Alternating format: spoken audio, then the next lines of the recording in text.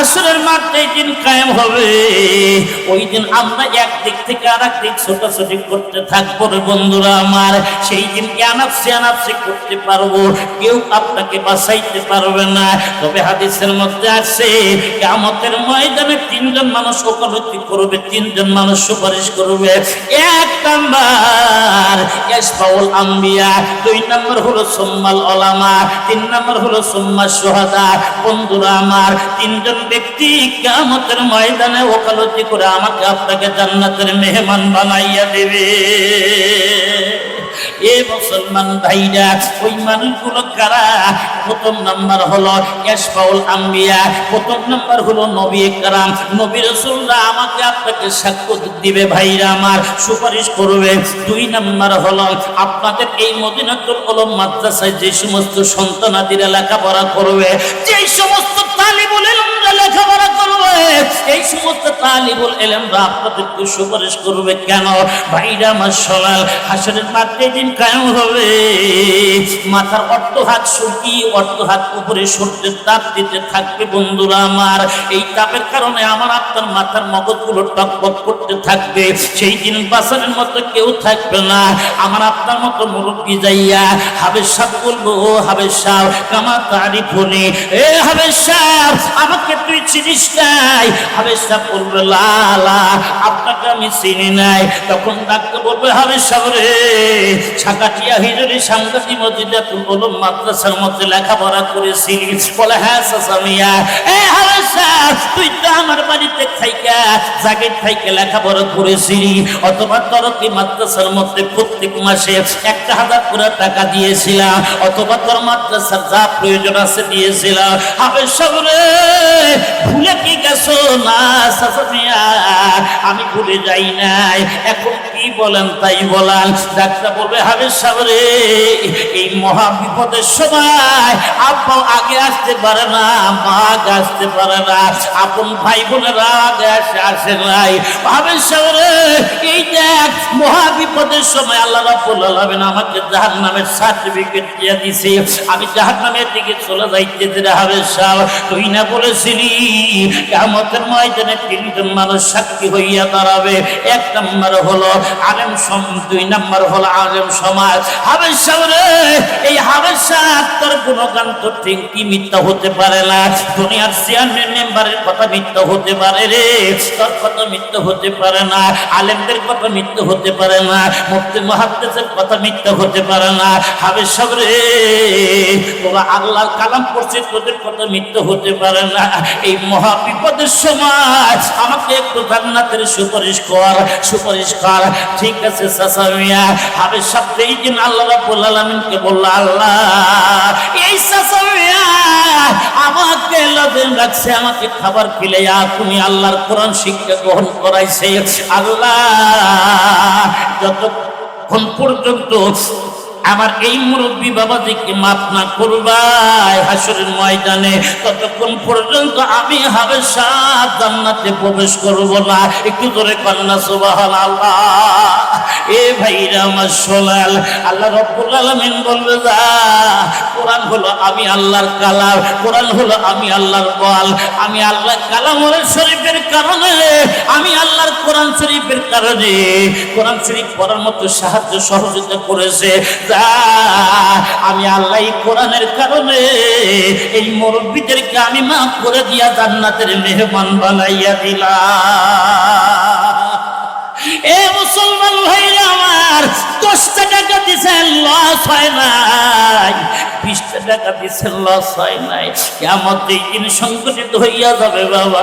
আমার আপনার ডানের দিকে তাকাবো, বামের দিকে তাকাবো, কোন আমলটা ভাইরা আমার কাজে লাগবে। ভাইরা আমার আপনার হাতের দিকে তাকায় দেখুন, নেকির পাল্লাটা একেবারে জিরোর কোটায় এসে গেছে। বন্ধুরা আমার, এই জন্য বেঁচে থাকতে চক্ষুটা খোলা থাকতে আমার আপনাকে সচেতন থাকতে হবে, যাতে করে দুনিয়াতে আমার আপনা আমি মারা যাওয়ার পর কেউ দান করবে কিনা করবে না আমি জানি না। আমার চক্ষুটা কি বেঁচে থাকা দরকার, চক্ষু থাকতে আমার আমলের পাল্লাটা ভারী করার দরকার। ও আমার বন্ধুগণ শোনায়, এই হাবেশ সাহেবরা কিয়ামতের ময়দানে যদিও গরিব মানুষ হোক বাবা, দুনিয়ার ভিতরে মাদ্রাসার মধ্যে বড় লোকের সন্তান দিতে মানুষরা বলে এই ছাত্ররা লেখাপড়া করে ভিক্ষা করে খাবে, একটু দূরে পান নাউজুবিল্লাহ। এ ভাইরা আমার, আলেম সমাজ কখনো ভিক্ষা করে খায় না, তার কারণ এরা হলো নবীর ওয়ারেস, আল উলামা ওয়ারাসাতুল আম্বিয়া। নবী বলেছেন আমি একদিন থাকবো না, কিন্তু আমার একদল নায়েবে নবী থাকবে। এই নবী নায়েবে নবীকে চেহারার দিকে তাকানো যে কথা, আমি নবীকে দেখা ওই কথা, একটু করে পান্না সুবহানাল্লাহ।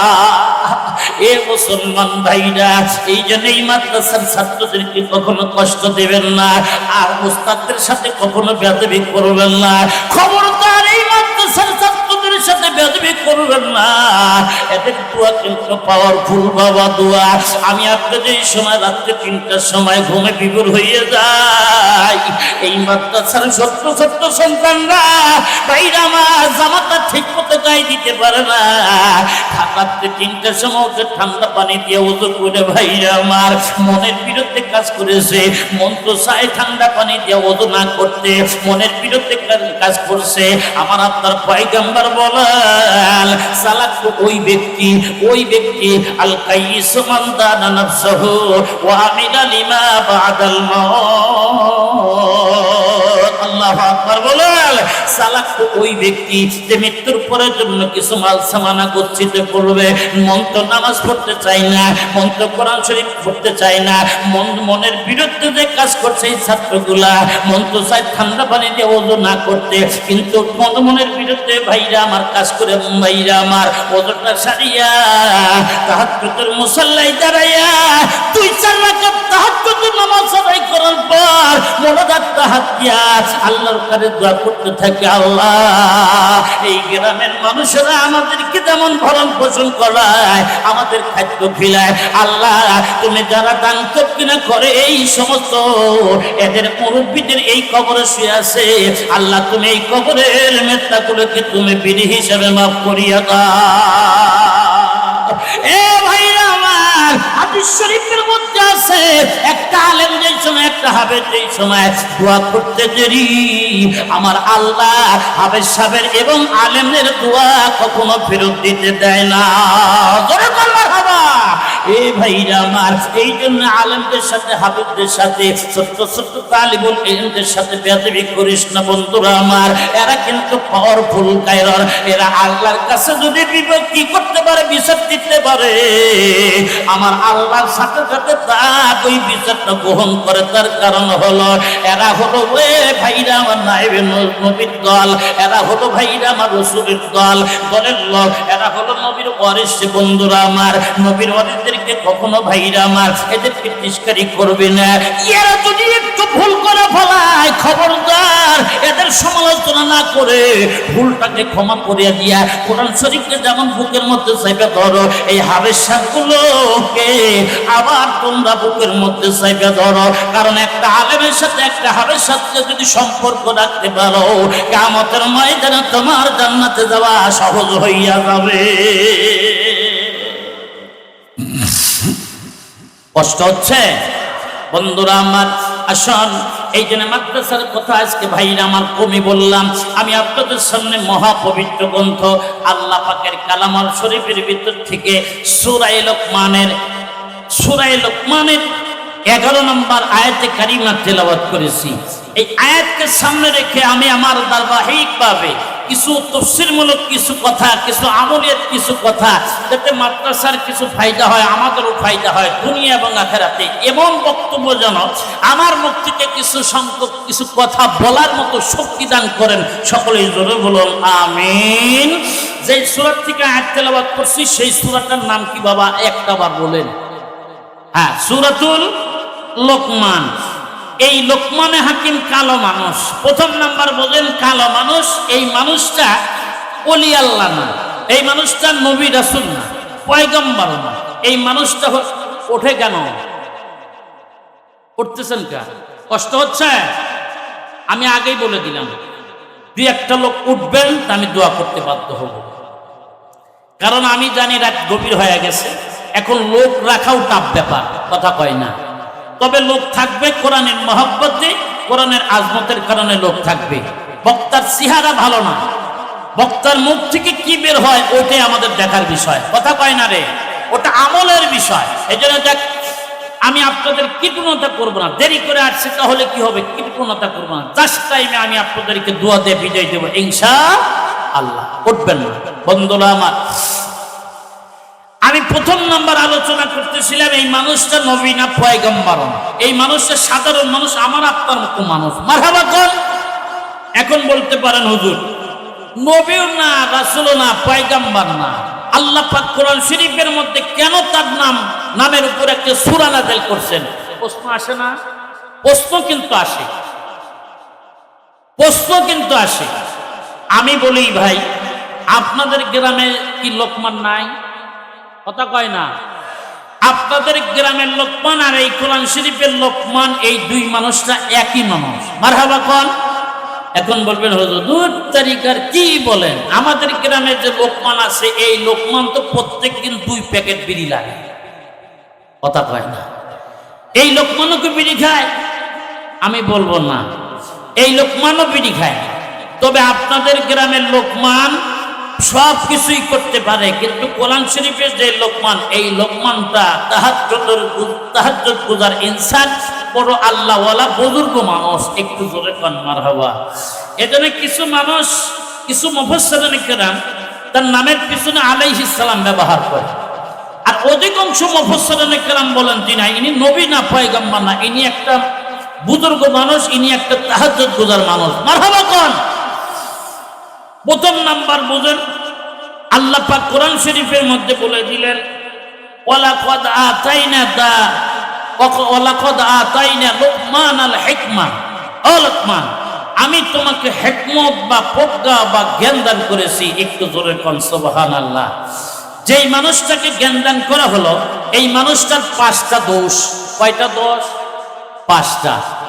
1 নম্বরে এই মানুষটার দোষ হলো এই মানুষটা খাটো মানুষ। কি মানুষ? খাটো মানুষ, বাইটা, শর্ট। আমাদের আঞ্চলিক ভাষায় আমরা বলি বাইটা, খাটো মানুষ। কথা কন না। বাইটাকে বাইটা বলবেন না, হাদিসে তারা নিষেধ আছে। ল্যাংড়াকে ল্যাংড়া বলবেন না, কানাকে কানা বলবেন না, খাটোকে খাটো বলবেন না, হাদিসের দ্বারা নিষেধ আছে। তবে অনেক মুরব্বীরা পাত্রী দেখতে গেলে, পাত্রীটা যদি একটু শর্ট হয়, একটু ছোট হয়, বাইটা হয়, তখন ওই নাতি ভাইদেরকে একটু ট্যাংলা দিয়ে বলে, এ নাতি ভাই ইয়ার চলবো না। বলে কে? বলেন না ইয়ার ফর্মা ছোট। ফর্মা বোঝেন না আপনারা? এর ফর্মা ছোট, এর পেট থেকে বোতল থেকে যা হবে সব এই মার্কারি হবে, এর নেওয়া যাবে না। হয় না দাদা, এদিক হলে কি হবে, খেরের পালা বড় আছে।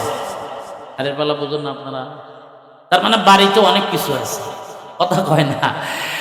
মাল সামানা ভাগ পাবে, কয় খেরের পালা বড় আছে।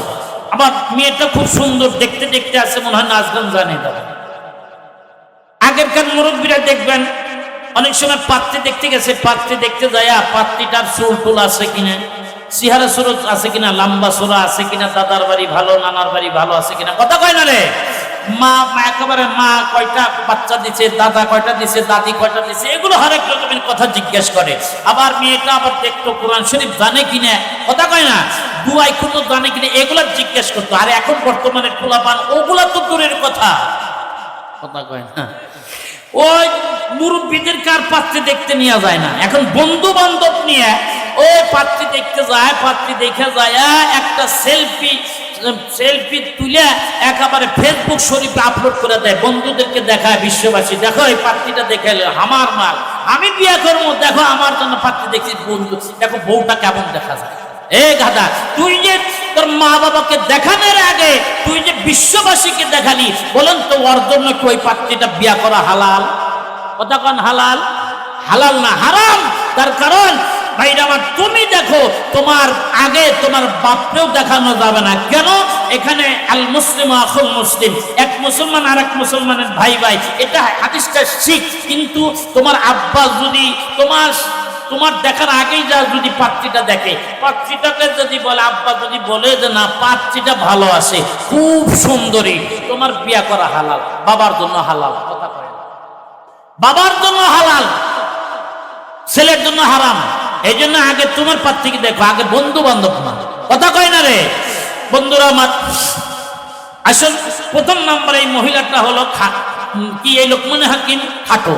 2 নম্বরে হলো এই মানুষটা নাক বসা। কি বসা? নাক বসা। আপনারা এই মাহফিল থেকে উঠা যায় দেখলে কত সুন্দর দেখবেন, কত সুন্দর তরতরা নাক। কে দান করছে? আরে কথা কন, আল্লাহ।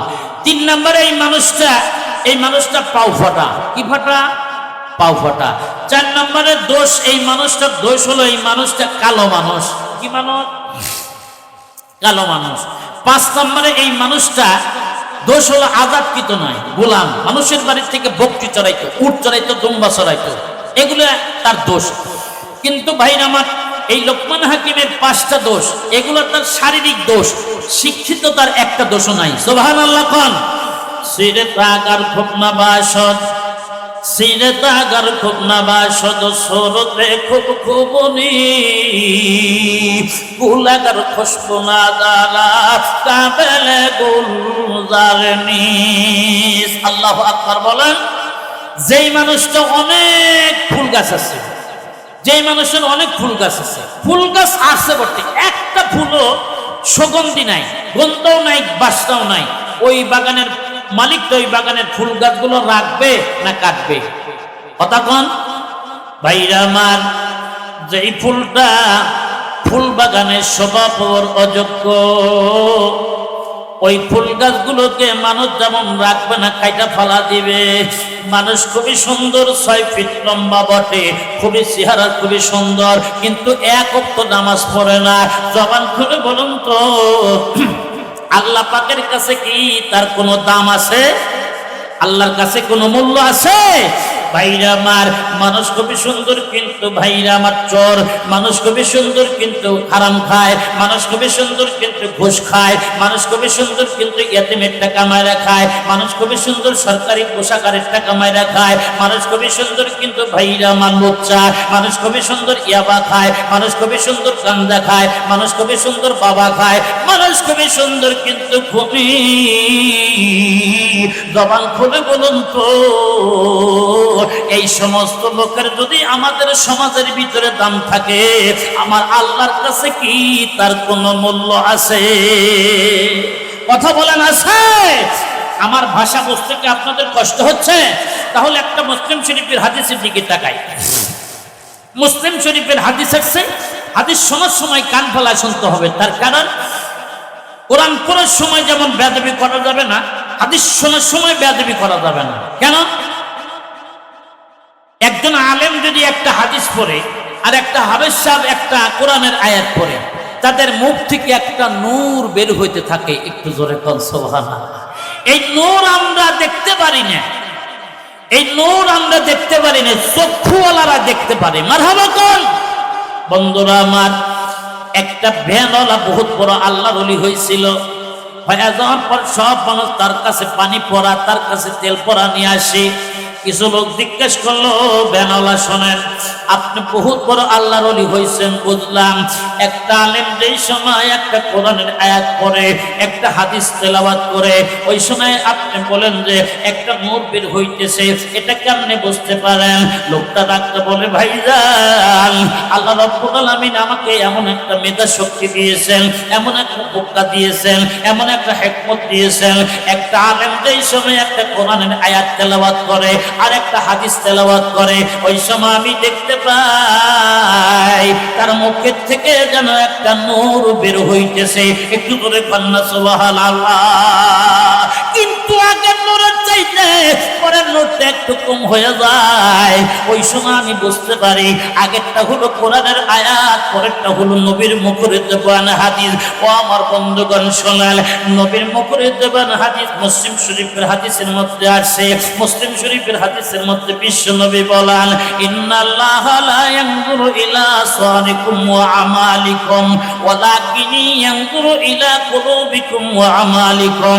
নিঃসন্দেহে আল্লাহ রাব্বুল আলামিন কিয়ামতের ময়দানে কারো চেহারা সুরত দেখবে না, কারো বংশ বুনিয়াদ দেখবে না, কার কতশো কোটি টাকা এই ধুনুটের ভিতরে ব্যাংকের মধ্যে আছে এটা দেখবে না, কার কয়শো কান মিল ফ্যাক্টরি বগুড়ার মধ্যে পড়ে আছে এটা দেখবে না, কার কয়শো কান কি ভাইরা আমার জমি জমায় এই বগুড়া ধুনুটের ভিতরে পড়ে আছে এটা দেখবে না। আল্লাহ রাব্বুল আলামিন কিয়ামতের ময়দানে দুটো জিনিস দেখবেন গো বাবা, তার মধ্যে এক নম্বর হলো আমার আপনার আমল, দুই নম্বর হলো অন্তর। একটু জোরে কান্না সুবহানাল্লাহ। আল্লাহ রাব্বুল আলামিন আমাদেরকে কলব দেখবেন, আমাদের আমল যদি ভালো হয় নেক আমল করে জান্নাতের সার্টিফিকেট অর্জন করে জান্নাতে যাওয়া সহজ হইয়া যাবে। একটু জোরে কথা কন্না ঠিক না ভাই ঠিক? ও মুসলমান বন্ধুরা আমার শোনাল, আসল লোকমান হাকিমের কথা আমি আরোপ করতেছিলাম। লোকমান হাকিম কালা মানুষ থাকা সত্ত্বেও, এত দোষ থাকা সত্ত্বেও কিন্তু অন্তরটা খালেন। আল্লাহ রাব্বুল আলামিন অন্তর থাকার কারণে আল্লাহ রাব্বুল আলামিন তাকে এত বড় নিয়ামত দান করলেন, এত বড় ভাইরা আমার নিয়ামত দান করলেন। কি নিয়ামত ভাইরা আমার? একদিন লোকমান হাকিম ভাইরা আমার একদিন বয়ান করতেছেন, এত সম্মানী হয়েছেন কেন? এত দোষ থাকা সত্ত্বেও আল্লাহ রাব্বুল আলামিন তার নামের উপরে একটা সূরা কেন নাজিল করলেন? এই কেন কথার জবাবটা নিয়ে যান বন্ধুরা আমার, কেন কথার জবাব আমি এখন দিয়ে দিচ্ছি। লোকমান হাকিম একদিন হাজার হাজার লোকের সামনে বয়ান করতেছেন, ভাইরা আমার সব মানুষ তার দিকে ভাইরা আমার অপরক দিকে তাকা আছে।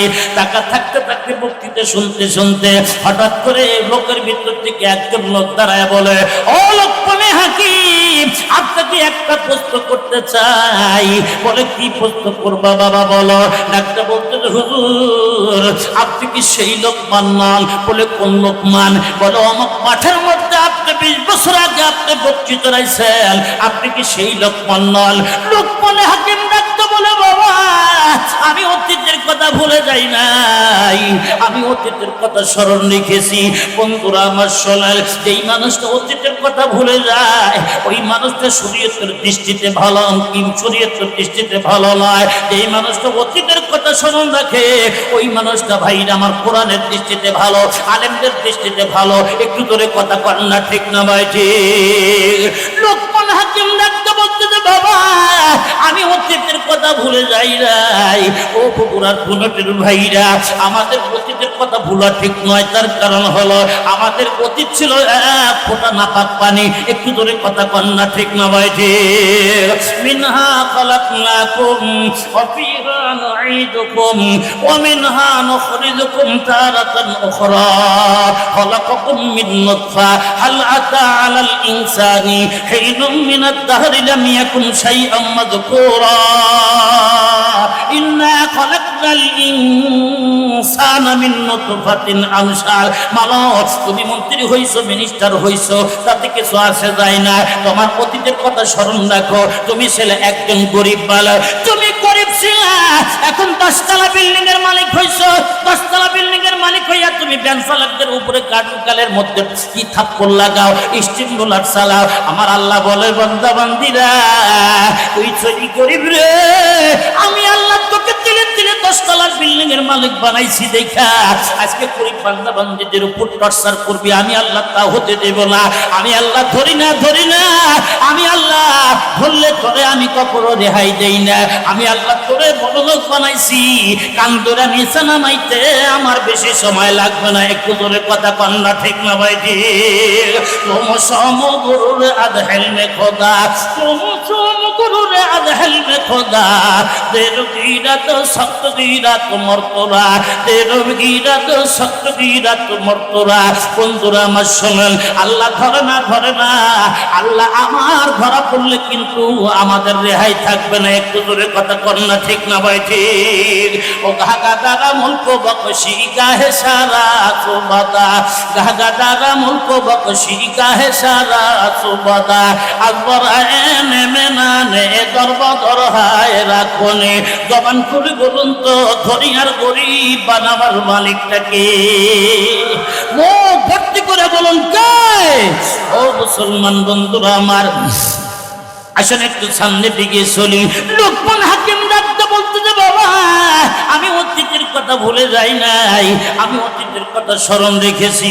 ও আমার বন্ধুগণ আমাদের অতীতের কথা ভোলা ঠিক নয়। ও বন্ধুরা আমার শোনেন, লোকমান হাকিমকে ডাকতে বলতো, ও লোকমানে হাকিম, আপনি অতীতের কথা ভুলেন নাই, ঠিক আছে, আপনি ওই যে 20 বছর আগে অমুক মাঠের মধ্যে আপনি 20 বছর আগে বকরি চড়াইলেন, আপনি তো ওখানে ছিলেন, ওই 20 বছর আগে ছিলেন, আপনি ছিলেন খাটো বালক, তারপরে আপনি ছিলেন নাক বসা, তারপরে ছিলেন পাও ফাটা, তারপরে আপনি ছিলেন একেবারে কালো মালক, তারপরে ছিলেন আপনি ছিলেন বকরি রাখাল, এখনো সব ঠিকঠাক আছে।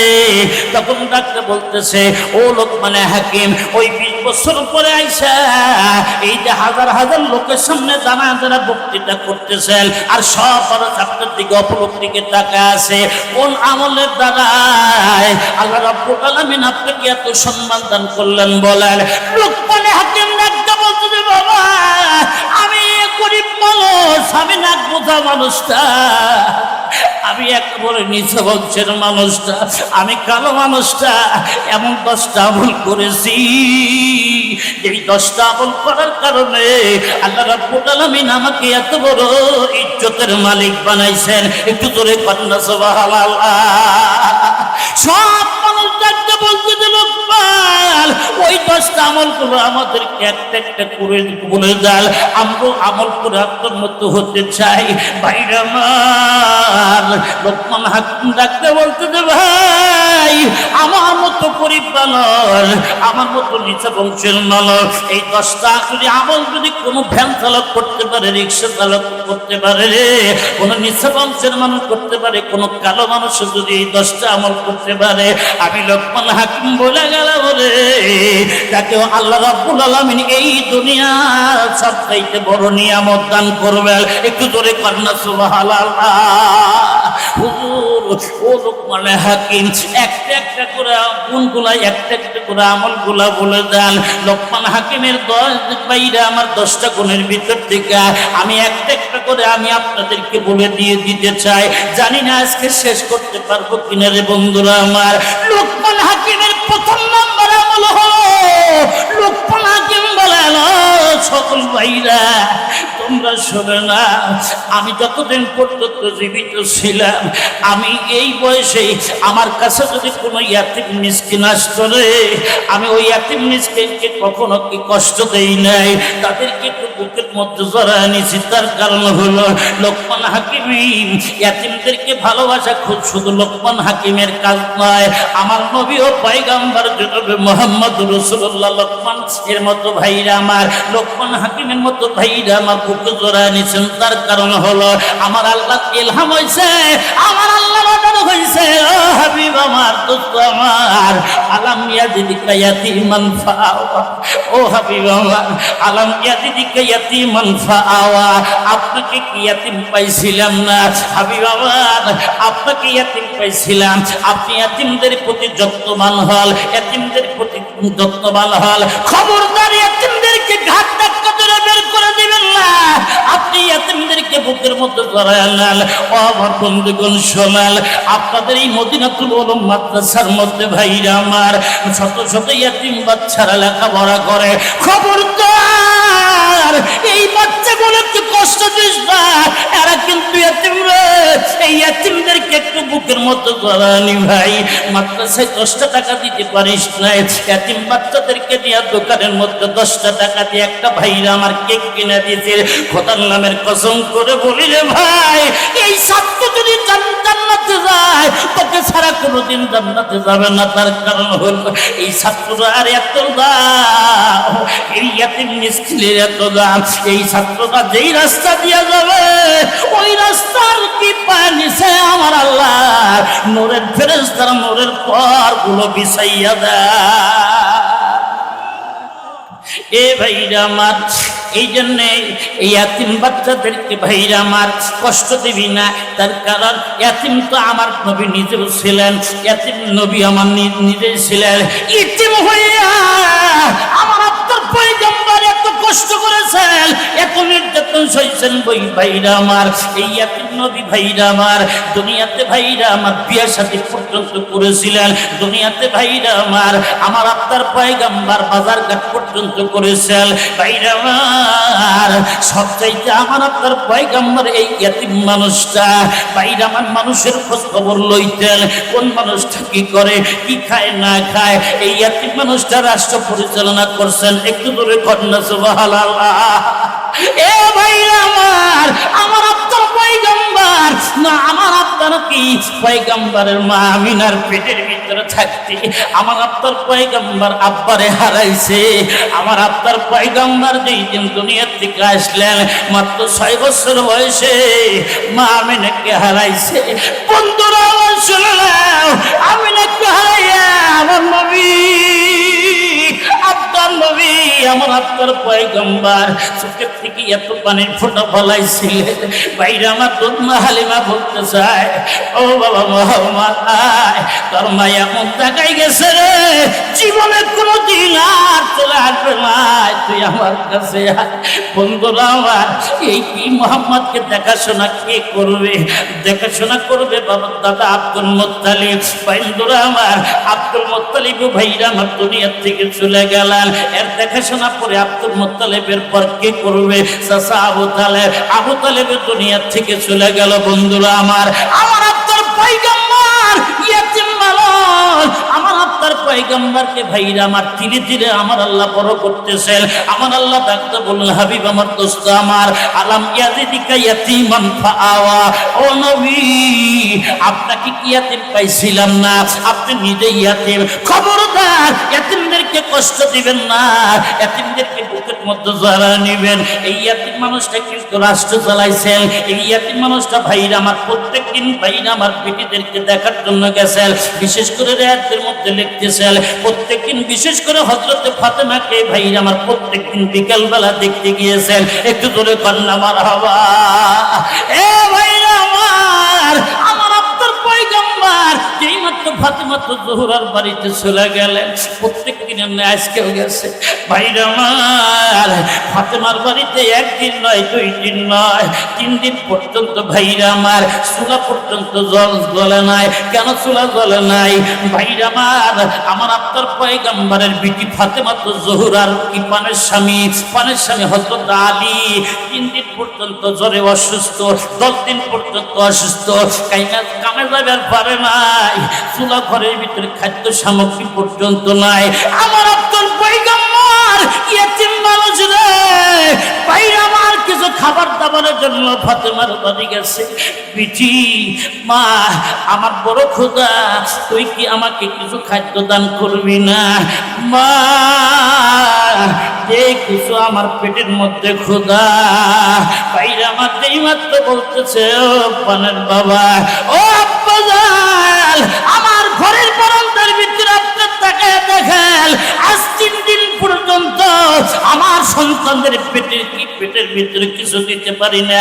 আমার সন্তানদের না খায়া থাকতে থাকতে দেখেন হাসান হোসেন পেটটা মাটির সাথে লাগাইয়া ফুপড়ে ফুপড়ে কান্নাকাটি করতেছে। আপনি আমার নাতিপুতির দিকে তাকায় দেখেন। বাইরে আমার আপনার পয়গম্বর ডাকতে বলে, মা তাহলে আমার পেটের দিকে উঠতে আমার আপনার পয়গম্বর যেই মাত্র যুদ্ধ মোবারক দিয়ে ভাইরা মন উঠাইয়া দিল। ভাইরা আমার ফাতেমা তো জোহরা তাকায়া দেখে একটা নয়, 2টা নয়, আমার মা আব্বার নবীর কি পেটের ভিতরে 3টা পাথর বেদা আছে। একটু জোরে কন্যা সুবহানাল্লাহ। এ ভাইরা আমার তখন যেই মাত্র ঘুম পাতাই করতেছে হাসান হোসেন, এবার আমার আপনার পয়গম্বর ডাকতে বলে, মা কিছুই বলিস না, আমার সামনে আমার কি জামাতাকে আলীকে গালিগুলাজ করিস না রে মা, তুই একটু থাক, আমি একটু মদিনার ভিতরে খাবার দাবার ব্যবস্থা করে নিয়ে আসি। ভাইরা আমার ইয়াতিম মানুষ এত কষ্ট দিয়েছে, এই মানুষটাতে এই মাত্র ভাইরা আমার মদিনা নগরের ভিতরে ঘুরতেছে আর বলতেছে, কে গো এই মানুষটা কামলা কে নিবা, কে কামলা নিবা? ভাইরা আমার, মদিনার ইহুদির ভাইরা আমার খেজুরের বাগানে ডাকতে বলল, এ নবী, এ মোহাম্মদ, এদিকে আয়। তুমি কি কোনো কাজ করবা? বলে হ্যাঁ আমি কাজ করব। কি করাইবা বলো? বলে খেজুর গাছের মধ্যে পানি দেওয়া লাগবে। বলে তাই নাকি? বলে হ্যাঁ আমি দিতে প্রস্তুত। বলো এক বালতিতে কয়টা খেজুর দিবা বলো? বলে এক বালতিতে তোমার 3টা খেজুর দেওয়া হবে। ঠিক আছে। আমার আপনার পয়গম্বর ক্ষুধার যন্ত্রণায় এমনকি হাসান হুসাইনের মুখের দিকে তাকায়া, পিপিটির মুখের দিকে তাকায়া আমার আপনার পয়গম্বর মদিনার নগরীতে কামলা বিক্রি করতেছেন। বন্ধুরা আমার, যেই মাত্র বালতি ইহুদির হাতের ভিতর থেকে বালতি নিয়ে কূপের ভিতরে নামায়া দিছে, নামায়া দিয়ে 1 বালতি, 2 বালতি, 3 বালতি, 4 বালতি, 5 বালতি, 6 বালতি, 7 বালতি, 8ম বালতি, 9ম বালতি তুলতে যাইয়া আল্লাহ পাকের কুদরতে শুরু হইয়া গেছে। ভাইরা আমার, 9ম বালতি তুলতে যাইয়া আমার আপনার পয়গম্বরের হাত থেকে যেই মাত্র রশিটা টাস করে ছিঁড়ে জমে কি কূপের ভিতরে পড়ে যায়, সেটা দড়িটা নিয়ে বলতেছে, ভাই ইহুদি, আমার ভুল হয়ে গেছে, আমি রশিটা চেক দিতে পারি নাই, আমাকে মাফ করে দেন। ভাইরা আমার, ইহুদি বলতে যে মোহাম্মদ এদিকে আয়, তোকে মারবো, চান্স পাই না, এদিকে আয়, এদিকে আয়। যেই মাত্র ওই সেরা দড়িটা হাতের ভিতরে নিয়া আমার আপনার পয়গম্বরের এত সুন্দর চেহারা, যেই মানুষটাকে আমার আল্লাহ ফুলকে হাসিন, ফুলকে কারিম, ফুলকে ভাইরা আমার জামিন, যত সুন্দর চেহারার মধ্যে ভাইরা আমার একটা থাপ্পড় লাগায়া দিছে। ইহুদের হাতের 5টা আঙ্গুল আমার আপনার পয়গম্বরের লাল বর্ণ ছিল। এই হাতের ছাপ আমার আপনার পয়গম্বরের গালের মধ্যে ভেসে উঠলো। বন্ধুরা আমার, ভেসে ওঠার সাথে সাথে ডাক্তার বলতেছে, ভাই ইহুদি রে, তোমার ওই হাতের মধ্যে যদি ব্যথা পাইয়া থাকো, আল্লাহ রাস্তায় আমাকে মাফ করিয়া দিও। একটু জোরে কান্না সুবহানাল্লাহ। এ ভাইরা আমার, মার খাওয়ার পরে বলতেছে, ভাই ইহুদি রে, তোমার হাতের মধ্যে যদি ব্যথা পাইয়া থাকো, আমাকে মাফ করে দাও আল্লাহ রাস্তায়। বন্ধুরা আমার, শুনে নাও, আমার আপনার পয়গম্বর ইহুদির কাছ থেকে ভাইরা আমার ফিরে আসলেন। ওখান থেকে সরে আসে, মার খাই আইসা কূপের পারে দাঁড়াইয়া আমার মাওলাকে ডাকতে বলে, মাওলা, তুমি আমাকে 63 বছরের ভিতরে কোনোদিন বেইজ্জতি করো নাই, আজকে বেইজ্জতি করিও না। আল্লাহ, এই কূপের বালতি, সেরা বালতিটা আমার হাতের মধ্যে দিয়া দাও। যেই মাত্র নবীর মুখ থেকে কথা বলতে দেরি, বালতিটা উৎসাইতে দেরি হয় নাই, বালতিটা নিয়ে সেরা দড়ি নিয়ে ভাইরা আমার ইহুদির হাতে দিয়া বলছে, ভাই ইহুদি রে, এই নাও তোমার লাকি বালতিটা, এই যে বালতির জন্য থাপ্পড় দিয়েছিল বালতি নাও। আমার আপনার পয়গম্বর বালতিটা দিয়া 3 8 24টা খেজুর নিয়ে আমার আপনার পয়গম্বর ফাতেমাতুজ জোহরার বাড়িতে সত্যি বললেন, বাড়িতে চলে গেলেন। বাড়িতে যাইয়া বসে থেকে যেই মাত্র ফাতেমাতুজ জোহরার মধ্যে মুখের মধ্যে খেজুর গুলা দেয়, হাসান হুসাইনকে বলতেছে, নাতি ভাই রে খা। আমার আপনার পয়গম্বর যেই মাত্র খেজুর গুলা খাইতেছে, ভাইরা আমার কয়েকজন অসুস্থ, ভাইরা আমার সব মানুষগুলো ক্ষুধার্ত আজকে পরিবারের ভিতরে, ভাইরা আমার মজা করে খাইতেছে। এমন সময় এই ইনকাম ইহুদি দেখছে, আহারে, আমার যেই কি এই রশিদার জন্য যার গালের মধ্যে থাপ্পড় দিলাম, আবার সেরা দড়ি নিয়ে বালতিটা নিয়ে আমার হাতে দিয়া গেল, উল্টে কোনো কি জবাব দিল না, প্রতিশোধ গ্রহণ করলো না। এমন মানুষের গালের মধ্যে থাপ্পড় দিচ্ছি, নিশ্চয় এটা মুহাম্মদ, এটা আখিরি জামানার পয়গম্বর হবে। আমি বুঝা ফালা দিছি, আখিরি জামানার পয়গম্বরের গালের মধ্যে থাপ্পড় দিচ্ছে, এটা আমি কামটা ভালো করি নাই। সাথে সাথে এই ইহুদি ডাকতে বলতেছে, যেই হাত দিয়া আমার নবী কি গালের মধ্যে থাপ্পড় দিয়েছি, এই হাতটা আমার সাথে আর হাত রাখবো না। ভাইরা আমার, যেই মাত্র একটা খাইটার উপরে ভলাইয়া একটা হাত বটি দিয়া যেই মাত্র একেবারে হাতটা বাইরা আমার 2 খণ্ড করে দিল, হাতটা যাইয়া দূরে লাফাইতেছিল। এই মানুষটা ইহুদি ভাইরা আমার হাতটা ধইরা বলতেছে, ইহুদি ও হাত, কেন আজকে লাফাস কেন, কি হয়েছে তোর? নবীজির কি গালের মধ্যে থাপ্পড় দিতে তোর ভালো লাগছিল রে? আর এই জন্য আমার হাতের থেকে 2 ভাইরা আমার দুই টুকরা করে দিলাম। এবার ভাইরা আমার সবচেয়ে বয়স্ক সাহাবী সালমান ফার্সি ভাইরা আমার ইহুদিকে নিয়ে ফাতেমাতুজ জোহরার বাসার ভিতরে উঠানের ভিতরে দাঁড়ায় আছে। আমার আপনার পয়গম্বরের পিঠির দরজা কিন্তু ভাইরা আমার ওই রকম আকাশমণি কাটেন না, কাটেন না ভাইরা আমার, সেরা সব দিয়া ভাইরা আমার দরজা দেওয়া আছে। নবী আমার ভিতর থেকে সবকিছু দেখতে পাইতেছে। সালমান ফার্সি ডাকতে বলে, ইয়া রাসূলুল্লাহ, আপনি একটু বের হয়ে আসেন, আপনার কাছে একজন আসামি আসছে। ইয়া রাসূলুল্লাহ, বের হয়ে আসেন। ভাইরা আমার নবী বললেন, হাসান হোসেন রে, তোরা খেজুর গুলা খা, ইচ্ছা করলে আমার আপনার পয়গম্বর যদি বলে দিত, হাসান হোসেন রে, এই খেজুরের জন্য আমাকে থাপ্পড় খাইতে হয়েছে। ভাইরা আমার এই হাসান হোসেন কিন্তু জায়গা মতো প্রতিশোধ নিতে পারতো। একটু জোরে কথা কন না, ঠিক না ভাইজি? আমার নবী দুনিয়াতে কোনো প্রতিশোধ গ্রহণ করার জন্য আসে নাই। আমার আপনার পয়গম্বর হাসান হোসেনকে ডাকতে বলতেছে, নাতি ভাই তোরা খা। আমার আপনার পয়গম্বর যেই মাত্র ভাইরা আমার বের হয়ে আসলেন, দেখতে পাইলেন ইহুদির হাতের মধ্যে হাতটা কাটা আছে, রক্তগুলো টপ টপ করে জমিনের মধ্যে পড়তেছে। আমার পয়গম্বর আপনার পয়গম্বর বলে, ভাই ইস, হাতটা কেন কাটলা? কি হয়েছে তোমার? কেন হাতটা কাটলা? বন্ধুরা রে, এইমাত্র আমার আপনার পয়গম্বর বললেন, তুমি হাতটা কেন কাটলা? দাও আমার হাতের মধ্যে দাও। ভাইরা আমার হাতের মধ্যে যেইমাত্র হাতটা নিয়া, কাটা হাতটা নিয়া ওই ইহুদির হাতের সাথে যেইমাত্র একটু নবীজির থুতু মোবারক দিয়া যেইমাত্র একটু প্রোটেক্ট দিয়া দিলেন, প্রোটেক্ট দেওয়ার সাথে সাথে কোনো দেরি হয় নাই। আল্লাহ রাব্বুল আলামিন আমার আপনার পয়গম্বরের মুখের থুতুর বিনিময় কাটা হাত থেকে আমার আল্লাহ জোড়া বানাইয়া ভালো বানাইয়া দিল। একটু জোরে কান্না সুবহানাল্লাহ। কাম আবরাআত ওয়াসিবান বিল্লাম সিরাহাতু ওয়া আতলাকাত আরিবাম মির রিবকাতিল্লামামি। কতই হলো রোগ নিরাময়, তাহার হাতের পরশ থেকে কত পাগল ভালো হলো অন্যতনার শিকল থেকে। আল্লাহু আকবার বলেন। এ মুসলমান ভাইরা, আমার আপনার পয়গম্বরের গুণগান করলে বহুত সারা রাত কিন্তু গুণগান গাওয়া যাবে। এই ইয়াতিম নবীর ভাইরা আমার সিরত নিয়া, ভাইরা আমার এই ইয়াতিম নবীর চরিত্র নিয়া, এই ইয়াতিম নবীর আদর্শ নিয়া ভাইরা আমার, আদর্শ নবীর জীবনী ভাইরা আমার পড়ে একবার দেখবা। নবীজির জীবনে পড়ে দেখাল, নবীজির বদরের যুদ্ধ পড়ে দেখাল, খন্দকের যুদ্ধে পড়ে দেখাল, তায়েফের ময়দানের ঘটনাগুলো পড়ে দেখাল। চোখের পানি রাখতে পারবেন না বন্ধুরা আমার। সময় হলে আবার নবীর যুদ্ধ জীবন নিয়ে আমি আলোচনা করার জন্য চেষ্টা করব ইনশাআল্লাহ। ভাইরা আমার, আমি যেই কথাটা আলোচ করতেছিলাম, লোকমান হাকিম বলেন, আমার প্রথম নাম্বার হলো আমি ইয়াতিমদেরকে ভালোবেসেছি। এই মাদ্রাসার মধ্যে ইয়াতিম আছে, আপনারাও ভালোবাসবেন, কষ্ট দেবেন না। লোকমান হাকিমের 2 নাম্বার গুণ। লোকমান হাকিম বলেন, আমার কাছে যত মেহমান আসছে রে, আমি মেহমানের ইজ্জত করছি, মেহমানের সম্মান করছি। একটু করে কান্না মারহাবা। খবরদার, মেহমানের সাথে কোনোদিন খারাপ ব্যবহার করবেন না। মেহমান যেই বাড়িতে যায় ওই বাড়িতে রহমত নিয়ে যায়, বরকত নিয়ে আসে। একটু জোরে কান মারহাবা।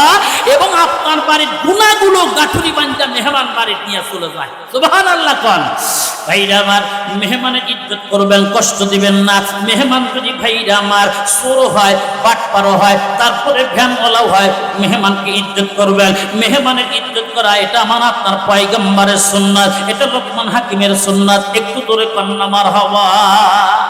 এক হাজী সাহেবের বাড়ি 3 জন মেহমান হয়েছে, 3 জন ডাকাত মেহমান হয়েছে। কয়জন ডাকাত? আরে কথা কয় না রে, কষ্ট হচ্ছে আপনাদের? 3 জন ডাকাত মেহমান হয়েছে। হঠাৎ করে ডাকাতটা সাংবাদিক সম্মেলন করতেছে, আজকে কার বাড়িতে ডাকাতি করবি বল। তখন বলতেছে ছোট চোর, বলতেছে ছোট ডাকাত, বলতেছে বাচ্চা ও লিডার, সব বাড়িতে চুরি করেছে, আজকে হাজী সাহেবের বাসায় চুরি করবো, ডাকাতি করবো, চল। তখন মেজো চোর বলতেছে, শোনেন বস, হাজী সাহেব কিন্তু নামাজি মেহমানকে বেশি পছন্দ করে। একটু জোরে কর সুবহানাল্লাহ। বলে তাই নাকি? বলো হ। নামাজি ব্যক্তি? বলো হ। বলে তাহলে তো একটা পাল্টানো দরকার। কি পাল্টাবেন? বলে হাটে যা, মার্কেটে যায় টুপি কেন। পাগড়ি কেন, পায়জামা কেন, লম্বা জামা কেন, পাগড়ি পুকড়ি বাইন্দা হাজী সাহেবের মহল্লা যায় এশারের নামাজ পড়ছে তিনজন।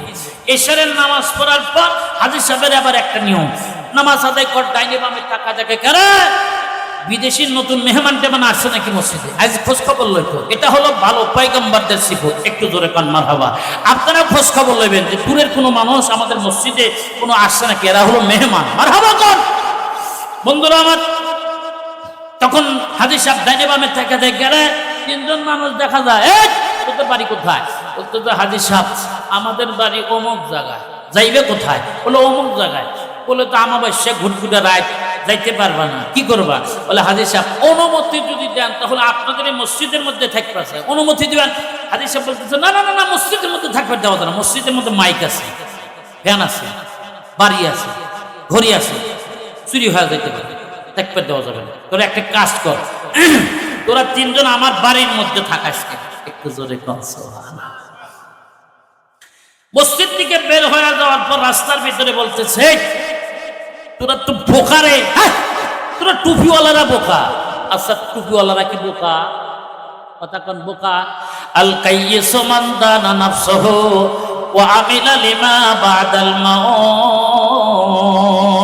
আল্লাহু আকবার বলেন। টুপিওয়ালাদের কত বোকা মনে করেন না। টুপিওয়ালা বুঝতে শুনে টুপির মাথার মধ্যে টুপি দিছে জান্নাত পাওয়ার জন্য। সুবহানাল্লাহ কর। তখন বলতেছে তাই বলা হয়, তোরা তো বোকা। বলে আমরা বোকা। আচ্ছা ঠিক আছে, তোরা যে মসজিদের মধ্যে থাকবি কইলি, মসজিদের মধ্যে থাক, খাবি কি রাত্রে? হ্যাঁ বলে হাজী সাহেব আল্লাহ যা কিলাই তাই খাম। একটু জোরে খান সুবহানাল্লাহ। চোরও তাওয়াক্কুল করছে আল্লাহ। সুবহানাল্লাহ খান। বলে তোর এত কষ্ট করে থাকার দরকার না, তোরা আমার বাড়ির মধ্যে থাক। হাজী সাহেব কিন্তু খাল কাইটা কুমির নিয়ে যাচ্ছে।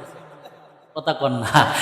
যেই মাত্র বাড়ির মধ্যে গেছে, বাড়ির মধ্যে এখন যা ওই গেটের সামনে যায়া ছোট চোর এদিক সেদিক তাকায় দেখে আজকে আর গেট ভেঙে চুরি করা লাগবে না, আজকে সাইজ করে দিবে।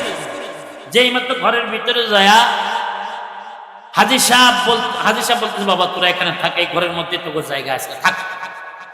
বিবিকে তা বলতেছে, বিবি রে এই ৩-৪ জন মেহমান আসছে, খাবার দাবার আসেনি? বলে হ্যাঁ, মাসকালার ডাল, গরুর গোস্ত, শাকসবজি ভুনা করে একেবারে জমায় আদয় করে আচ্ছা মতো খিলাইছে। খিলিয়ে দেওয়ার পরে বলতেছে বাবা তোরা এখানে থাক। যেই মাত্র থাকবে দিয়ে হাজী সাহেব বিবির কাছে যা বলতেছে, বিবি এক গ্লাস পানি দিয়ে ধরে। বলে পানি দিয়ে কি করবেন? এত রাত্রে পানি দিয়ে কি করবেন?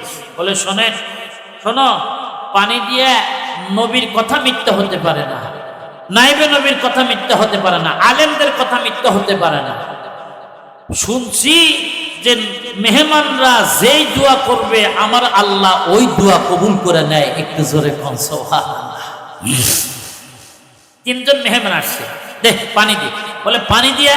বলে পানি দিয়া মেহমানরা পানির মধ্যে ফু দিবে, ওই পানি নিয়ে এসে আমার ছেলেকে খিলাম। আমার ছেলে আজ থেকে 12 বছর পর্যন্ত অসুস্থ, নড়বার পারে না, চলবার পারে না, কত ডাক্তার দেখাইছি, কত কবিরা দেখি, সব ফেল। আল্লাহর কালাম কোনোদিন ফেল হতে পারে না। দেখ পানি দি। পানি নিয়ে এক গ্লাস পানি নিয়ে যেই মাত্র নিয়ে বলতেছে, টুপিওয়ালারা, এ ফকির দরবেশ আল্লাহওয়ালা, এ নবীর মেহমানরা, নামাজি ব্যক্তিরা, এই যে পানি দিলাম, এই পানির মধ্যে একটু ফু দিয়ে দেন। বলে কি হয়েছে? বলে আমার সন্তান আজ থেকে 12 বছর পর্যন্ত অসুস্থ, নড়বার পারে না, একেবারে উঠতেও পারে না, রক্ত ফুটগুলা জমিনে পড়তেছে, একটু পানির মধ্যে ফু দেন। নবীর কথা মিথ্যা হতে পারে না, শুনছি মেহমানদের দোয়া কবুল হয়, দেন ফু। তখন বলতে যে হাজী সাহেব এখানে গ্লাসটা রাইখা দেন, একটু বাহিরে ঘুরে আসে যান। তখন বাহিরে যেই মাত্র গেছে, এখন 3 চোর, এক চোর আর এক চোরের দিকে তাকায়া বলতেছি, এখন কি করবে? আগেই বলেছিলাম লেবাস পাল্টায়া চুরি করার দরকার নেই, এখন এই পানির মধ্যে ফু দিলাম। যদি হাজী সাহেবের বেটা যদি ভালো না হয় তাহলে মায়ের কিন্তু একটাও মাটিতে পড়বে না। কথা কয় না, একটাও কিন্তু মাটিতে পড়বে না। তখন লিডার বলতেছে, ছোট চোর বেশি কথা কয়, দেখো পানির মধ্যে ফু দে। তখন ছোট চোর বলতেছে বিসমিল্লাহির রহমানির রহিম। 2 নাম্বার চোর, দ্বিতীয় চোর বলতেছে আল্লাহ আমি তো কিছুই পারি না। লিডার বলতেছে আল্লাহ আমি তো আরো বড় বদমাইশ। তিনজন তিন রকমের কাইদা কৌশলে পানির মধ্যে ফুটিছে। হাজী সাহেবকে ডাইকে বলতে, হাজী সাহেব পানিটা নিয়ে যান। যেই মাত্র হাজী সাহেব পানিটা নিয়ে বাহিরের থেকে দরজাটা লক করে দিছে। এখন একশোর আর একশোরকে বলতেছে, তাড়াতাড়ি ব্যাট খেতে মেতে যা আছে সব তাড়াতাড়ি নিয়ে কাটতি বান, মায়ের কিন্তু একটা পড়বে না মাটিতে, চল। যেই মাত্র দরজা ঢাকাইতেছে, দেখে দরজাটার মধ্যে লক দেওয়া আছে। তিনজন চিকড়েছে কি করে আরম্ভ করে দিল। বন্ধুরা আমার, পানি নিয়ে যেই মাত্র হাজী সাহেব একেবারে বলতেছে, বাবা সব কবিরাজ ফেল, সব ডাক্তার ফেল, নবীর ডাক্তার দিয়েছি, নবীর মেহমানরা পানি পরে দিছে, একটু পানিটা খা। যেই মাত্র এক ঢোক খিলে দিছে, যেই মানুষটা 12 বছরের ভিতর নাড়াচাড়া করতে পারে নাই, এই ব্যক্তিটা উঠা পয়সা পড়ছে। আল্লাহু আকবার বলেন। বাবা ইস, খুব ভালো ওষুধ করে, খুব ভালো মেহমান। বাবা আর এক ঢোক, যেই মাত্র আর একটু খিলে দিচ্ছে, সাথে সাথে এই ছেলেটা আবার দাঁড়ায় গেছে। বাবা আরেক দুঃখা, যেই মাত্র আরেক দুঃখ ফিলে দিছে, এই ছেলেটা এবার দৌড়াদৌড়ি আরম্ভ করে দিছে। আলহামদুলিল্লাহ কন্যা। বন্ধুরা আমার, একটা দৌড় দিয়া যাইয়া ওই মেহমানদের ঘরের ভিতরে যাইয়া বলতেছো, মেহমানরা কি বলে পানির মধ্যে ফু দিলেন গো, আমার অন্তরে সব ব্যারাম ভালো হইয়া গেছে। আপনারা নবীওয়ালা মানুষ রে, আপনারা নামাজি ব্যক্তি, টুপিওয়ালা মানুষ, আপনারা যতদিন পর্যন্ত পারেন আমাদের ঘরের মধ্যে থাকেন, কোনোদিন ঘরের বিল দেওয়া লাগবে না, খাবারের বিল দেওয়া লাগবে না, কারেন্টের বিল দেওয়া লাগবে না, কোনোদিন কি গ্যাসের বিল দেওয়া লাগবে না, যতদিন পর্যন্ত পারেন আমাদের ঘরের মধ্যে থাকেন। বাইরা মাল হাজী সাহেব তো উপরে এসে বলতেছ, মেহমানরা ও ফকির দরবেশ আল্লাহওয়ালা লোকেরা, আসলে কি ফকির দরবেশ কি চোর?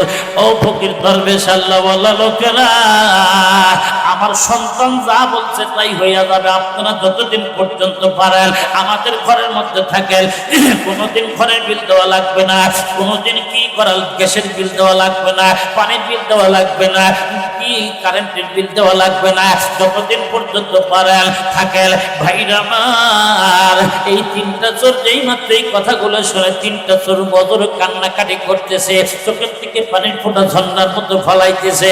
এবার হাজী সাহেব জিজ্ঞেস করতেছে, ও ফকির আল্লাহওয়ালা দলেরা, ও মেহমানরা, তোরা কেন কান্নাকাটি করি, তোদের কি হয়েছে বল? তখন হাজী সাহেব শোনেন, আমরা আসলে ফকির দরবেশ আল্লাহওয়ালা নয় তো কি বলে, আমরা তিনজন চোর। তোরা চুরি করবে রাইসত? বলে হ্যাঁ। বলে আমরা লিবাস পাল্টে আমরা চুরি করতে আসি। হাজী সাহেব, আমাদের ভুল হয়ে গেছে, আমরা অন্যায় করেছি, বেয়াদবি করে ফেলাইছি, আল্লাহ আপনার হাতটা একটু বাড়ায় দেন। আপনার হাতের পর হাত থেকে বললাম, আজকে থেকে তওবা বললাম, আর জীবনে কোনোদিন চুরির কাজটা করব না। মেহমান যদি কদমে খোরাদ, মেহমান যদি কদমে খোরাদ, বরগুনা হে মেজবালা আমি মুরাদ, বরগুনা হে মেজবালা আমি মুরাদ। ভাইরা আমার, চোর যদি মেহমান হয়, চোর হয়, ভাইরা আমার, মেহমান যদি চোর হয়, বদমাইশ লুচ্চাও হয়, তারপরে মেহমানের ইজ্জত করবেন। মেহমানের ইজ্জত করা ভাইরা আমার, এটা আমার আপনার পয়গম্বরের সুন্নাত। একটু ধরে কন্যা মারহাবা। আসল মেহমানকে কখনো কষ্ট দিবেন না বন্ধুরা আমার। লোকমান হাকিমের 2 নম্বর গুণ চলে গেল, মেহমানের হেফাজত করা, মেহমানের ইজ্জত করা। লোকমান হাকিমের 3 নম্বর গুণ, ভাইরা আমার, লোকমান হাকিম বলেন, আমি ঠিকঠাক মতো নামাজ আদায় করেছি আল্লাহর বিধান অনুযায়ী।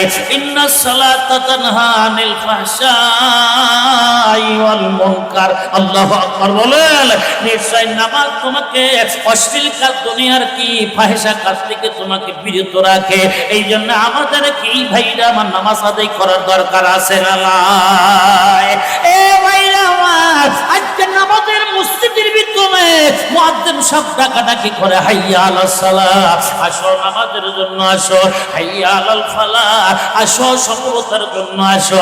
আজকে ভাইরা আমরা মসজিদে যাই না সফলতার জন্য, যাই না নামাজ আদায় করার জন্য, যাই না, উল্টা আমরা কিন্তু খাট তারা করে আমরা বাজারে যাইয়া কেরাম বোর্ডের ঘরের মধ্যে ঢুকতে থাকি। একটু ধরে কথা কর না, ঠিক না ভাই? ঠিক।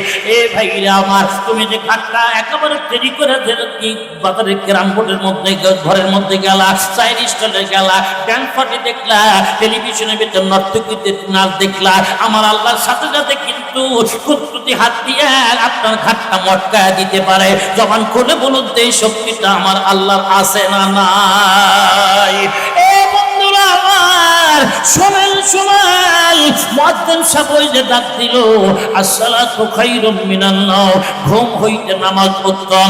আজকে আমরা রাত ৩টার সময় সারা রাত ভাইরা আমার নফল ইবাদত করে, খেতার ভিতরে ভাইরা আমার মোবাইলটা নিয়ে নফল ইবাদত করতে থাকি। কথা কয় না, ঠিক না ভাই? ঠিক। সারাদিন ব্যস্ততার ভিতরে ভাইরা আমার ইবাদত করতে পারে না, খেতার ভিতরে 10টার পরে শোয়ার সাথে সাথে রাত ৩টা পর্যন্ত নফল ইবাদত করে। তারপরে শয়তান কয় এখন বহুত ভালো কাজ করছে, যখন ঘুমায় এই যে শয়তান মাথার মধ্যে হাঁটা দেয়, শোন ফজরে আজান শুনবে, তোর কানের মধ্যে একটু তুলা দিয়া রাখ, ফজরে আজান তোকে শোনা দিব না, তুই একটু ঘুম পার, সকাল 9টার সময় উঠবে।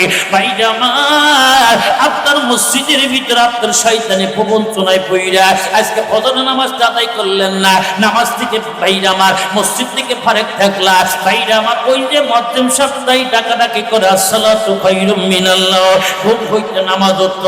আমরা নামাজ আদায় উত্তম মনে করি না, ঘুমটা উত্তম মনে করলাম। তাই কবি বলেন, ফজরের আজান শোনে, ফজরের আজান শোনে, সারোয় ফুল বিছানা, কবরে যারা শুয়ে আছে তাদের লাগতো পোহায় না। এ ভাইরা আমার, আমার আত্মার বাড়ির কি মরক বলা ভাইরা আমার সব্বহন করতেছেন বলা ডাক দেয়, আমার আপনার বাড়ির কবুতর গুলো বাক বাকুম কইয়া ডাক দেয়। এমন কি ভাইরা আমার, আমার আপনার বাড়ির মরা গাছের খাসা গুলাও কিন্তু আল্লাহ নামের জিকির করতে থাকে। এটা কিন্তু আমরা বুঝতে পারি না বন্ধুরা আমার। এমন কি আমাদের বাংলাদেশের একটা উদনী নগর ভাইরা আমার, একটা ভাইরা আমার বিভাগ আছে ভাইরা আমার, এই উদনী নগরের ভিতরে কারি ইব্রাহিম সাহেব রহমাতুল্লাহি আলাইহি ভাইরা আমার বহুত বড় বুজুর্গ মানুষ। ওই কারি ইব্রাহিম সাহেব রহমাতুল্লাহি আলাইহি বলাল, আমি যেই সময় অসুস্থ হয়ে যাই, আমি ঠিক মতো তাহাজ্জুদের সময় উঠতে পারি না। আমার সন্তানকে বললাম, বাবা আমি তাহাজ্জুদের সময় অসুস্থ মানুষ উঠতে পারি না, আমাকে একটু তোরা ধরাধরি করা, ও তোল আমাকে একটু ওযু করায়া দে। কারি ইব্রাহিম সাহেব রহমাতুল্লাহি আলাইহি বলেন, আমি তো ওই সন্তানের কি মুরিদের কি কান্দের মধ্যে হাত দিয়া দেই মাত্র পুকুরে ওযু করতে গেলাম, ওযু করার সময় দেখতে পাই ওই পুকুরের মরা এবং তাজা কচুরি পানা গুলো আল্লাহর নামের তাসবিহ পড়তেছে। একটু জোরে কন্যা সুবহানাল্লাহ। ইউসাব্বিহু লিল্লাহি মা ফিস সামাওয়াতি ওয়া মা ফিল আরদ। না বুলবুল কোনা ধরছে কানে, না বুলবুল কোনা ধরছে কানে, সুহার খানে বাতসবিহাত জবানে, সুহার খানে বাতসবিহাত জবানে।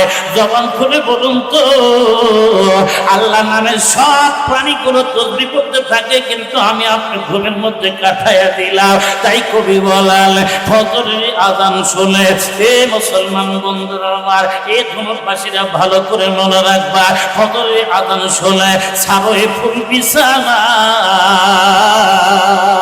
কবরে যারা শুয়ে আছে তাদের রাত্র পোহায় না। এ বন্ধুরা আমার, ওঠো ফজরের নামাজটা আদায় করো, জোহরের নামাজটা আদায় করো, পান্তেকানা নামাজ ঠিকঠাক মতো আদায় করবা। জীবনে কোনোদিন আপনার ঘরের মধ্যে রিজিকের অভাব হবে না। একটু জোরে কথা কন্যা, ঠিক না ভাই? ঠিক। আসল এই জন্য লোকমান হাকিম বলেন, আমার 3 নম্বর গুণ হলো আমি ঠিকঠাক মতো নামাজ আদায় করেছি। নামাজ আদায় করার কারণে আল্লাহ রাব্বুল আলামিন আমাকে দুনিয়াতে এত সম্মান দান করলেন। একটু জোরে কন্যা সুবহানাল্লাহ। লোকমান হাকিমের 4 নম্বর আমল, হ্যাঁ ধুনট বগুড়ার ধুনটের ভাইরা খুব গুরুত্ব সহকারে শুনবেন। মা তুমি চলে যাও, মা তুমি চলে যাও, যাও থাক। একদম বৃদ্ধ বাবাজি, ওনার মতো আমার মা, আপনার মা ঘরে আছে, কথা কয় না, ঠিক না ভাই? ঠিক। মা আপনি চলে যান। মুসলমান বন্ধুরা আমার, সহজ সরল মা হলে এমনই হয়। মুসলমান বন্ধুরা আমার, কষ্ট হচ্ছে, আর কিছুক্ষণ চলবে না, এখনই শেষ। আমার টার্গেট আছে, আপনাদের গুতাগুতি করতে হবে না, কথা কয় না রে। পুরা বাংলাদেশে ওয়াজের বয়স আজ 13 বছর, ছোটখাটো না হয়, মানুষটা ছোটখাটো, চেহারা ছোট তো ভালো না, কিন্তু আল্লাহ সম্মান দেওয়ার মালিককে, কথা কয় না কে?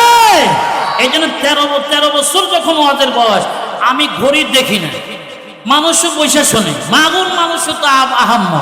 আপনারা কি আহাম্ম? কথা কয় না। এত গভীর রাত পর্যন্ত ঠান্ডার মধ্যে বসে আছেন, আপনাদের কষ্ট হচ্ছে না? কথা কন, কষ্ট হচ্ছে না? এক গুতাগুতি করে আমার ভালো না, আমি জানি কখন কি করতে হয়, কথা কয় না হে।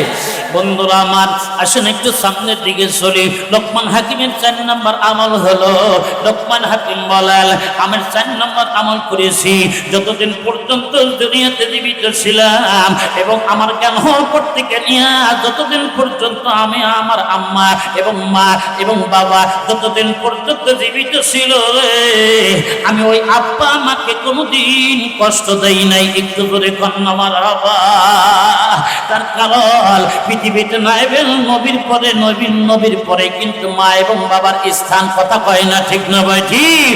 মুসলমান বন্ধুরা আমার, লোকমান হাকিম বলেন, আমার 4 নম্বর আমল হলো, আমার আব্বা এবং মা যতদিন পর্যন্ত জীবিত ছিল, আমি ওই আব্বা আম্মাকে কখনো কষ্ট দেই নাই। আমি সাধ্য অনুযায়ী তাদেরকে কষ্ট দিয়েছি, তাদেরকে ধরন পেছন করেছি।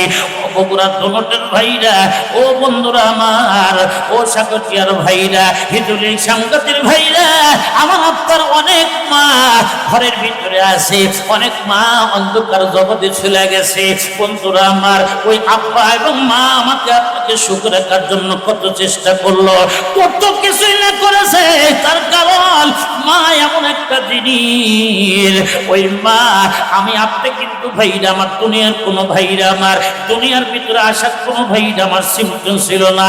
আব্বা আম্মাই কিন্তু আমাকে আপনাকে দুনিয়ার আলো বাতাস দেখাইলো। তার কারণ হলো ভাইরা আমার, আমি আপনার ছিলাম রুহের জগতে।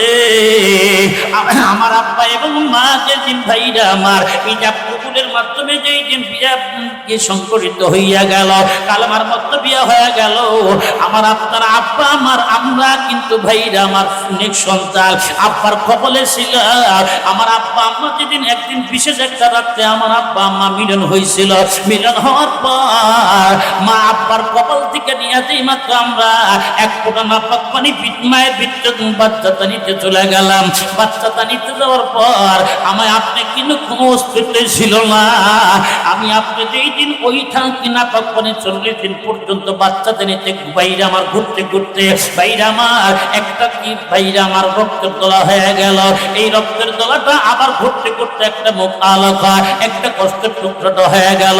কষ্টের টুকরোটা কতটুকু মুফাসসিরিনে কেরাম বলেন, এই গোস্ত যতটুকু পর্যন্ত আমি আপনি ভাইরা আমার মুখের ভিতর দিয়া চাবাইতে পারি, ততটুকু পর্যন্ত একটা গোস্তের টুকরা।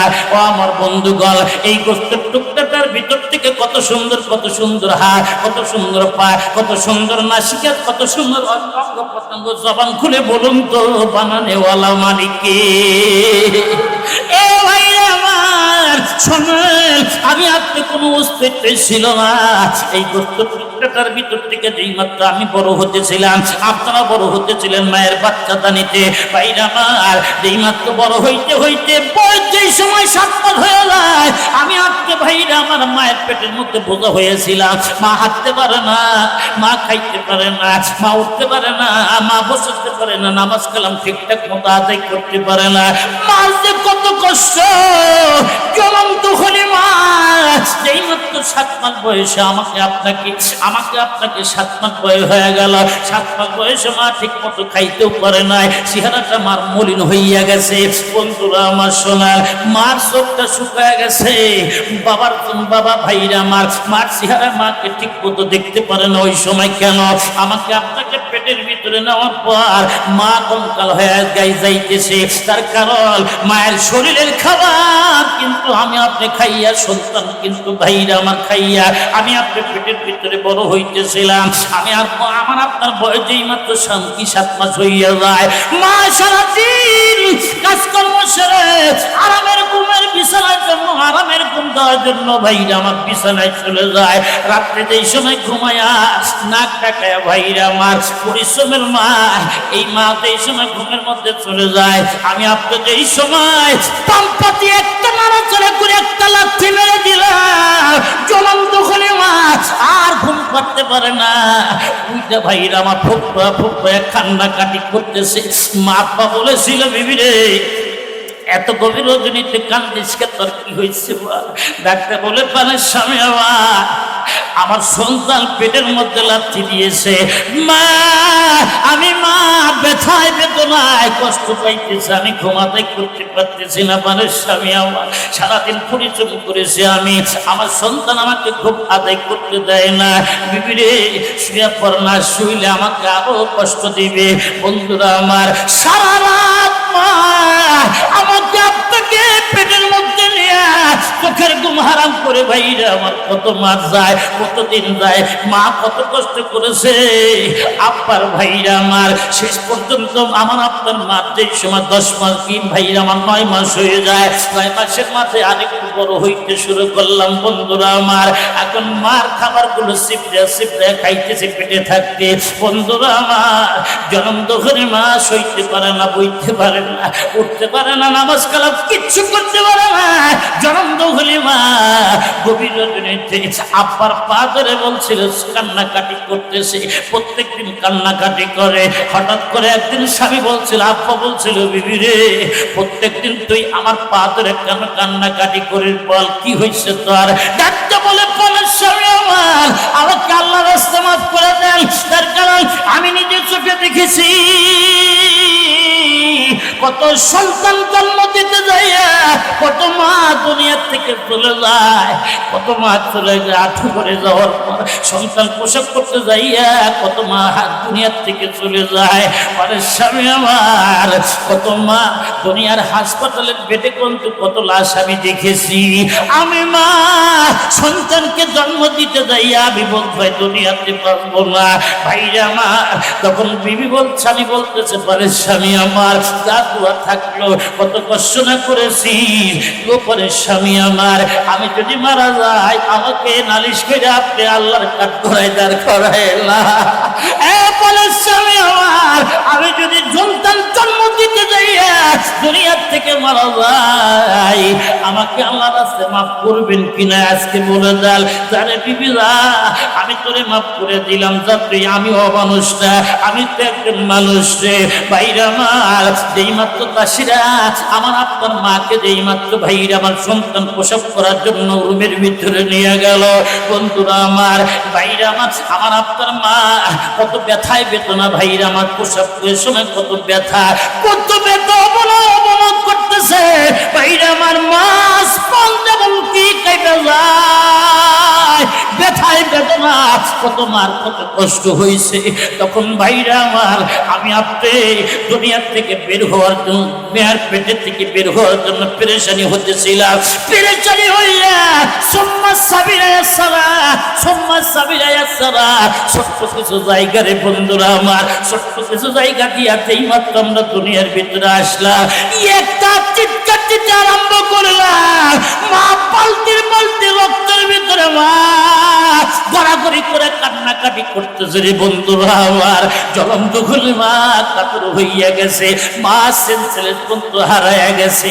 জ্বলন্ত খুলে মা যেই মাত্র সেন্সলেস বাইরে আমার ফিরে আসে, জ্ঞান ফিরে আসার পর জ্বলন্ত খুলে মা বলছিল, দাসীরা রে কই আমার সন্তান, কই আমার সন্তানকে কোলের মধ্যে দে, আমার সন্তানকে কোলের মধ্যে দে। যেই মাত্র দাসীরা উঠাইয়া নিয়ে সন্তান মায়ের কোলের মধ্যে দিছে, আনন্দ করে মা ডাকতে বলতে দাসীরা রে এখন এই মুহূর্তে আমি মা 10 মাস 10 দিন ব্যথার কথা আমি এই মুহূর্তের মধ্যে ভুলিয়া গেলাম। এ বন্ধুরা আমার এই জনম দফনের মা কত কষ্ট করেছে, ওই মাকে আমরা কেমন করে কষ্ট দেই রে বাবা। ওই মাকে কত গালিগালাজ করলাম, ওই আব্বার সাথে কত নাফরমানি করলাম, কত কষ্ট দিতে থাকলাম। বন্ধুরা আমার, এখন এই বক্তৃতা শোনার পর প্রতিজ্ঞা করতে হবে, আমাদের যাদের মা আছে আমরা জীবনে এই মাকে আর কষ্ট দিব না ইনশাআল্লাহ। এ মুসলমান বন্ধুরা আমার, এখন বলতে পারেন হুজুর আব্বার খেদমত করতে পারি নাই, মায়ের খেদমত করতে পারি নাই, মা ঠিকঠাক মতো কি টাকা পয়সা দিতে পারি না, এক বোতল তেল পর্যন্ত দিতে পারি নাই, ওই মার কেমনে খেদমত করব হুজুর? আজ থেকে 5 বছর আগে জনম দুঃখী মা চলে গেছে, মার খেদমত করতে পারি নাই। ওই সমস্ত যুবক আবাল বৃদ্ধ বনিতাদেরকে বলবো, ভাই ওই যে সমস্ত আব্বা মা দুনিয়া থেকে ভাইরা আমার কবরস্থ চলে গেছে, ওই যে সাগাটিয়া হিজুলি এবং কি ভাইরা আমার সাংগাতি ভাইরা আমার মাত্রাই গ্রামের ভিতরে আব্বা আম্মাকে রাইখা যারা আজকে ইয়েতিমের মতো হারাইয়া ইয়েতিমের মতো আজকে মদিনাতুল উলুম মাদ্রাসার মধ্যে বক্তৃতা শুনতে আসো, আমি ওই সমস্ত বন্ধুদেরকে বলবো, রে বন্ধুরা আমার, আব্বাকে কবরস্থানে কি রাইখা, মাকে কবরস্থানে রাইখা, কলিজার টুকরা সন্তান রেখা, দাদা দাদিদের রেখা যারা আসো তারা কিন্তু ঘুমায় না, তারা আমাদেরকে হাসানি দিয়া বলতেছে, জানে বাজানরা ওখানে সাইফি যাবেন রে, ওই সাইফি যাবের হাতে কিছু ওই মাদ্রাসার জন্য তার সাদকা কর, আমরা কবরের ভিতরে ধরা পড়ে গেছি বাজাল, আমরা আমাদেরকে উদ্ধার কর, আমাদেরকে উদ্ধার কর, জানে বাজানরা কি গুণতা করিস না, আমি তোর জন্য জমি জমা তোর মুখের দিকে তাকাই এক টুকরা জমি বিক্রি করি নাই, তোর জন্য ব্যবসা প্রতিষ্ঠান নষ্ট করি নাই, ওই আব্বা আম্মা আমার আপনার হাতের দিকে তাকায় আছে, ওই আব্বা আম্মাকে ভাইরা আমার আযাবের ফেরেশতা হাতের থেকে বাঁচানোর জন্য আমার কোন সমস্ত বন্ধুরা আছে একটু উঠে আসেন, আমি ওই রুহের মাগফিরাতের জন্য ওই আব্বার জন্য 500 খান টাকা, 1000 টাকা অথবা 200 খান টাকা, 100 খান টাকা, এক ব্যাগ সিমেন্ট ভাইরা আমার 1 মণ ধান লেখায় দিবেন, কোন ভাই আছেন? আমি 1000 টাকা